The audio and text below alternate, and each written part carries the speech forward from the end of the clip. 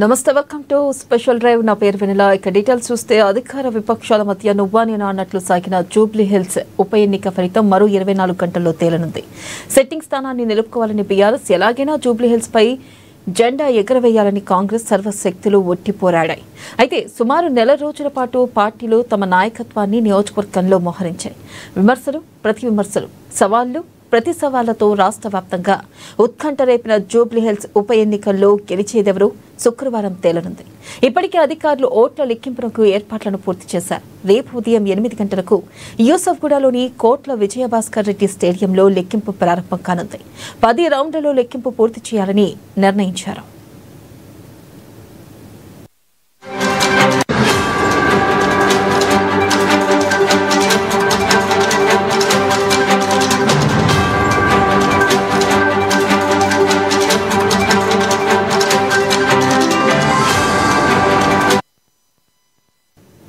ఇక ఉప ఎన్నికల్లో 194,632 ఓట్లు పోలయ్యాయి. వీటిని 10 రౌండ్లుగా 42 టేబుళ్లపై లెక్కింపు జరపనున్నారు. తొలుత పోస్టల్ బ్యాలెట్, ఆ తర్వాత 103 హోమ్ ఓటింగ్లను లెక్కించిన తర్వాత ఈవీఎంలలోని ఓట్ల లెక్కింపు మొదలవుతుంది. సాధారణంగా 14 టేబుళ్లపై కౌంటింగ్ జరుగుతుంది. ఉప ఎన్నిక కావడం, ఉద్యోగులు అందుబాటులో ఉండడంతో ఎక్కువ టేబుళ్లు ఏర్పాటు చేసి త్వరగా లెక్కింపు పూర్తి చేయాలని నిర్ణయించారు. ఉదయం 8:45 కల్లా తొలి రౌండ్ ఫలితం వెల్లడి కానుంది. మధ్యాహ్నం 1 గంటలోపే తుది ఫలితాన్ని ప్రకటించే అవకాశం ఉందని తెలుస్తుంది. ఇక ఉదయం 8 గంటలకు ప్రారంభమయ్యే ఓట్ల లెక్కింపు కార్యక్రమాన్ని మొత్తం 10 రౌండ్లుగా కొనసాగించనున్నారు. ఇక ఒక్కో రౌండ్ వారీగా ఫలితాలను వెల్లడించనున్నారు. ఎన్నికల బరిలో 58 అభ్యర్థులతో పాటు నోటాకు పోలైన ఓట్ల సంఖ్యను అధికారులు వెల్లడించనున్నారు. కాగా కౌంటింగ్ కేంద్రంలో పటిష్టమైన 3 అంచెల భద్రతను ఏర్పాటు చేశారు. దీనికి తోడు సీసీ కెమెరాలతో పర్యవేక్షణ, సాయుధ బలగాలతో 24 గంటల పహారా ఉండనుంది. ఇక స్టేడియానికి 100 మీటర్ల మేరలో ఆంక్షలు అమల్లో ఉంటాయని అధికారులు తెలిపారు. ఇక దీనిపై మరింత సమాచారాన్ని మా ప్రతినిధి హరీష్ లైవ్ ద్వారా అందిస్తారు. హరీష్, చెప్పండి, ప్రధానంగా ఎన్నికల కౌంటింగ్ కి సంబంధించి ఏర్పాట్లు ఏ విధంగా చేశారు, అలాగే అక్కడ భద్రతాపరమైన ఏర్పాట్లు ఎలా చేశారు, అప్డేట్స్ ఏంటి? రైట్ వెన్నెల, ఇక నువ్వా నేనా అన్నట్టుగా సాగిన జూబ్లీహిల్స్ ఉప ఎన్నికకు సంబంధించి కూడా ఇక రేపు మరో 24 గంటల్లో ఫలితం రాబోతుంది. పోటాపోటీగా ప్రచారాలకు సంబంధించి కావచ్చు, దాదాపుగా అంటే 30 రోజుల నుంచి నెల పాటు కూడా ప్రతిపక్ష విపక్షాలు కావచ్చు ఇక పూర్తి స్థాయిలో అక్కడ మోహరించారు. ప్రధానంగా ప్రచారాలకు సంబంధించి కూడా పోటాపోటీ ప్రచారాలు చేసిన నేపథ్యం కావచ్చు, విమర్శలు, సవాళ్ళు, ప్రతి సవాళ్ళ మధ్య జూబ్లీహిల్స్ ఉప ఎన్నికకు సంబంధించి కూడా పోలింగ్ జరిగింది. ఇక రేపు మరో 24 గంటలకు సంబంధించి కూడా అభ్యర్థి ఎవరు ఆ జూబ్లీహిల్స్ పీఠాన్ని అధిరోహించబోతున్నట్టుగా కూడా మరో 24 గంటల్లో తేలిపోతున్న పరిస్థితి అయితే కనిపిస్తుంది. ప్రధానంగా తన సిట్టింగ్ స్థానాన్ని చేజిక్కించుకోవాలని కూడా బీఆర్ఎస్ పార్టీకి సంబంధించి కూడా సర్వ శక్తులు ఒడ్డి అక్కడ ప్రచారాలు నిర్వహించింది. ఇక మరోవైపు కాంగ్రెస్ పార్టీ ఎలాగైనా జూబ్లీహిల్స్ బైపోల్లో కంటోన్మెంట్ ఉప ఎన్నిక తర్వాత ఇక జూబ్లీహిల్స్ ఉప ఎన్నికలు కూడా కాంగ్రెస్ పార్టీ జెండా ఎగరవేయాలన్నట్టుగా కూడా 30 రోజుల పాటు అక్కడ నేతలంతా మోహరించారు, ప్రచారాలు చేశారు. ఇక పూర్తి స్థాయిలో కూడా బీజేపీకి సంబంధించి కూడా జూబ్లీహిల్స్లో గెలిచేందుకు సర్వశక్తులు ఒడ్డిన పరిస్థితి అయితే కనిపిస్తుంది. ప్రధానంగా ఇక బీఆర్ఎస్ పార్టీ నుంచి అభ్యర్థి మాగంటి సునీత, అలాగే కాంగ్రెస్ పార్టీ అభ్యర్థి నవీన్ యాదవ్, అలాగే బీజేపీ అభ్యర్థి లంకల దీపక్ రెడ్డి సంబంధించి కూడా రేపు వాళ్ళ భవితవ్యం తేలనున్న పరిస్థితి అయితే కనిపిస్తుంది. రేపు ఉదయం 8 గంటలకు సంబంధించి కూడా యూసఫ్గూడలోని కోట్ల విజయభాస్కర్ రెడ్డికి సంబంధించిన స్టేడియంలో కౌంటింగ్ జరగబోతుంది. రేపు ఉదయం 8 గంటలకు మొదటి రౌండ్కు సంబంధించి కూడా కౌంటింగ్ జరగబోతుంది. ఫలితం కూడా వెల్లబడిన పరిస్థితి అయితే కనిపిస్తూ ఉంది. ఇందుకు సంబంధించిన ఏర్పాట్లకు సంబంధించి కూడా చకచక కొనసాగుతున్న పరిస్థితి అయితే కనిపిస్తుంది. మొత్తంగా జూబ్లీహిల్స్కి సంబంధించి కూడా ఏదైతే 48% సంబంధించి కూడా అక్కడ పోలింగ్ నమోదయ్యింది.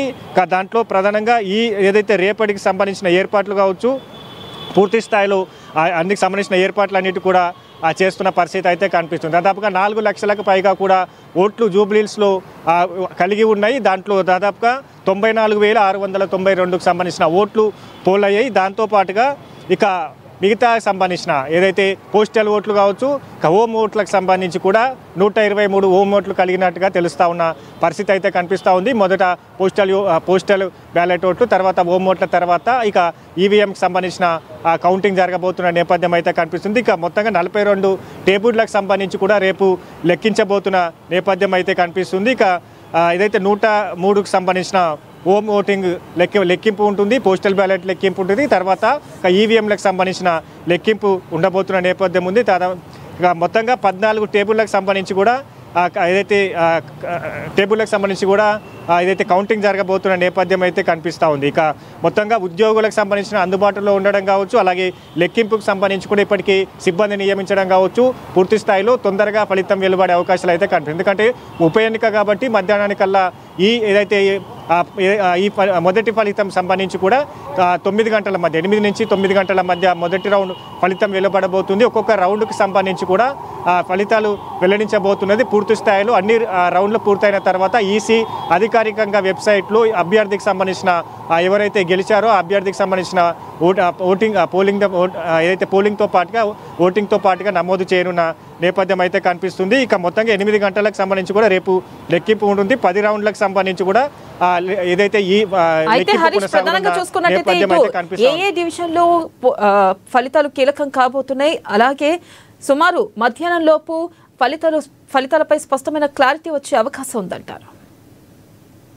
8 గంటలకు రేపు ఉదయం 8 గంటలకు సంబంధించి కూడా ఏదైతే కౌంటింగ్ ప్రారంభమవుతుంది.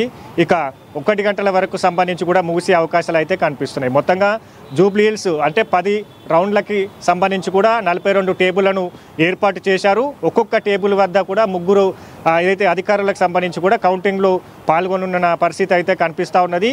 ఇక మధ్యాహ్నానికల్లా కూడా పూర్తి స్థాయిలో ఏదైతే ఈ 1 గంటల వరకు సంబంధించి కూడా అభ్యర్థి ఎవరు గెలిచారనేది కూడా తెల్లమయ్యే అవకాశాలు అయితే కనిపిస్తూ ఉన్నాయి. ఇక కౌంటింగ్ సెంటర్ వద్ద కూడా ఇప్పటికీ అన్ని ఏర్పాట్లు చేస్తూ ఉన్నారు. ఒకవైపు భద్రతాపరమైన చర్యలు కావచ్చు, ఇక సీసీ కెమెరా నిఘా నీడలో కూడా కౌంటింగ్ జరగబోతుంది. ఇక స్ట్రాంగ్ రూమ్ వద్ద కూడా మొన్న ఏదైతే కోట్ల విజయభాస్కర్ రెడ్డికి సంబంధించి కూడా ఈవీఎంలను ఇక్కడ స్ట్రాంగ్ రూమ్లకు తరలించారు. రేపు ఇక ఏజెంట్లు అలాగే సిబ్బంది మధ్య రేపు ఉదయం 8 గంటలకు సంబంధించి కూడా ఈవీఎంలను తెరవబోతున్న నేపథ్యం అయితే కనిపిస్తూ ఉన్నది. కాబట్టి ఇక ఇలాంటి అవాంఛనీయ సంఘటనలు చోటు చేసుకోకుండా దాదాపుగా పారామిలిటరీ బలగాలతో పాటుగా రాష్ట్ర పోలీసు శాఖ నుంచి కూడా పోలీసుల మోహరింపు ఉండబోతుంది. సీసీ కెమెరాల నిఘా నీడలో కూడా కౌంటింగ్ జరగబోతున్న పరిస్థితి అయితే కనిపిస్తూ ఉంది. ఇక జూబ్లీ హిల్స్లో 58 మంది అభ్యర్థులు బరిలో దిగారు. వాళ్ళకి సంబంధించిన అభ్యర్థులు వాళ్ళకు ఎన్ని ఓట్లు పోలయ్యనే పైన కూడా రౌండ్కి సంబంధించి కూడా వెల్లడించేందుకు అధికారులు సిద్ధంగా ఉన్న పరిస్థితి అయితే కనిపిస్తూ ఉన్నది. ఇక జూబ్లీ హిల్స్ నియోజకవర్గానికి సంబంధించి కూడా దాదాపుగా 4 లక్షలకు పైగా ఓటర్లు ఉన్నారు. దాంట్లో 2 లక్షలకు సంబంధించిన పైచిలుకు పురుషుల ఓట్లు ఉన్నాయి. అలాగే 192 పైచిలుకు సంబంధించి కూడా మహిళల ఓట్లు కలిగి ఉన్నారు. ఇక మొత్తంగా ఏదైతే ఈ జూబ్లీ హిల్స్ ఉప ఎన్నికల్లో 1 లక్షకు పైచిలుకు సంబంధించిన ఓట్లే పోలయ్యాయి. అంటే 48% అంటే అత్యల్పంగా ఓట్లు అక్కడ పోలైన పరిస్థితి ఉన్నది. కాబట్టి తొందరగా ఫలితాలు వెల్లడయ్యే అవకాశాలు అయితే కనిపిస్తూ ఉన్నాయి. ఇక పూర్తి స్థాయిలో రేపు ఉదయం 8 గంటలకు సంబంధించి కూడా కౌంటింగ్ ప్రారంభమవుతున్న నేపథ్యం ఉంది. ఇక పోలింగ్ పూర్తయిన ఇప్పటికే ఏర్పాట్లు అయితే కొనసాగుతున్న నేపథ్యం అయితే కనిపిస్తూ ఉన్నది. స్ట్రాంగ్ రూమ్ నుంచి ఈవీఎంలను తీసుకొచ్చే ప్రక్రియ వరకు కూడా పూర్తి స్థాయిలో అయితే భారీ బందోబస్తు నడుమ కూడా రేపు కౌంటింగ్ జరగబోతున్న నేపథ్యం అయితే కనిపిస్తుంది. ఎందుకంటే మొన్న పోలింగ్ సందర్భంగా కూడా ఇరుపక్ష పార్టీలకు సంబంధించిన నేతలు ఏదైతే వాగ్వాదం చేసుకోవడం కావచ్చు, చిదురుమెదురు సంఘటనలు చోటు చేసుకున్నాయి. కాబట్టి రేపు కీలకమైన ఘట్టం. రేపుతో జూబ్లీ హిల్స్ ఉప ఎన్నికలో ఎవరు గెలవబోతున్నారు, ఏ పార్టీ గెలవబోతుంది, ఏ అభ్యర్థి గెలవబోతున్నట్టుగా కూడా ఏదైతే దాదాపుగా 5 రౌండ్ల తర్వాత తెలిసే అవకాశాలు అయితే కనిపిస్తూ ఉన్నాయి. కాబట్టి ఇక్కడ ఇలాంటి అవాంఛనీయ సంఘటనలు చోటు చేసుకోకుండా కూడా భారీ బందోబస్తు ఏర్పాటు చేస్తున్నారు. సీసీ కెమెరాలను బిగుస్తున్న పరిస్థితి ఉంది. మొట్టమొదటిసారిగా పోలింగ్ రోజు కూడా డ్రోన్ కెమెరాలకు సంబంధించిన నిఘా నీడలో పోలింగ్ జరిగింది. ఇక రేపు సంబంధించి కూడా అక్కడ డ్రోన్ కెమెరాలను ఏర్పాటు చేస్తారా లేదా సీసీ కెమెరాల కమాండ్ కంట్రోల్కు అటాచ్ చేస్తూ ఎప్పటికప్పుడు పర్యవేక్షించే విధంగా కూడా పోలీస్ శాఖ చర్యలు తీసుకోబోతున్న పరిస్థితి అయితే కనిపిస్తూ ఉన్నది. కాబట్టి మొత్తంగా రేపటికి సంబంధించి కూడా పూర్తి స్థాయిలో అన్ని ఏర్పాట్లు అయితే కౌంటింగ్కి సంబంధించిన ఏర్పాట్లు అయితే కొనసాగుతున్న నేపథ్యం అయితే కనిపిస్తూ ఉన్నది.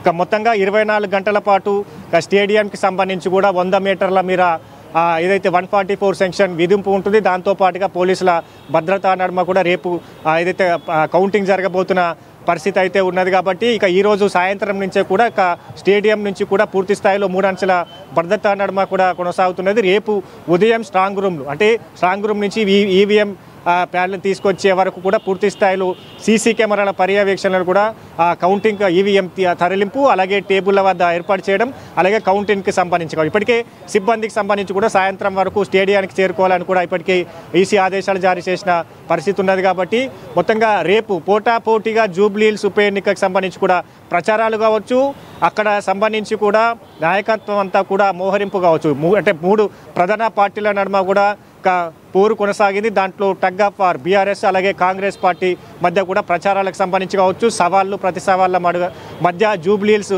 ప్రచారం కొనసాగింది ఒకవైపు ఎగ్జిట్ పోల్స్కి సంబంధించి కూడా కాంగ్రెస్ పార్టీ అభ్యర్థి నవీన్ యాదవ్ గెలుపును సూచిస్తూ ఉన్నాయి కాబట్టి రేపు తాము గెలుపు ధీమాతో ఒకవైపు కాంగ్రెస్ పార్టీ వెళ్తుంది ఇక బీఆర్ఎస్కి సంబంధించి కూడా సెంటిమెంట్ని అక్కడ వర్కౌట్ అయింది సైలెంట్ ఓటింగ్ బీఆర్ఎస్కి పడింది ఆ గెలుపు ధీమాతో కూడా బీఆర్ఎస్ వెళుతూ ఉన్నది కాబట్టి ఇక రేపు జూబ్లీహిల్స్ బైపోల్లో ఎవరు గెలబోతా ఉన్నారు అనే దానికి సంబంధించి కూడా దాదాపుగా 5 రౌండ్లు అంటే మధ్యాహ్నం 10 గంటల తర్వాత ఖచ్చితంగా అభ్యర్థికి సంబంధించి కూడా ఏ పార్టీ మెజార్టీలో ఉన్నది ఏ అభ్యర్థి ఏ రౌండ్లో మెజార్టీ ఓట్లే పోల్ అయ్యాయి ఓటుకి సంబంధించి కావచ్చు ఇక రేపు మధ్యాహ్నానికల్లా కూడా ఏ అభ్యర్థి గెలిచారని కూడా ఒక క్లారిటీ రానున్నది వెన్నెల.